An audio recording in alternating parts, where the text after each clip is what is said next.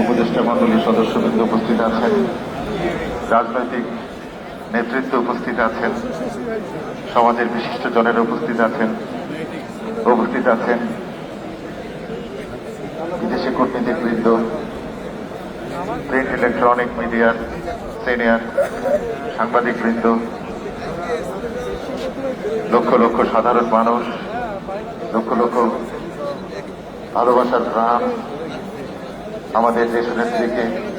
ভালোবেসে যারা ধন্য হয়েছেন, লক্ষ লক্ষ মানুষ সমবেত হয়েছেন এবং মহিলারাও জন্য জানাজার নামাজের ব্যবস্থা করা হয়েছে, তারাও দাঁড়িয়েছেন কাতারে। আমরা অপেক্ষা করছি সেই ক্ষণটুকুর জন্য যখন জানাজার নামাজ আমরা পড়ব। মহান আল্লাহর দরবারে আমাদের প্রাণপ্রিয় দেশনেত্রী, আপসীন নেত্রী,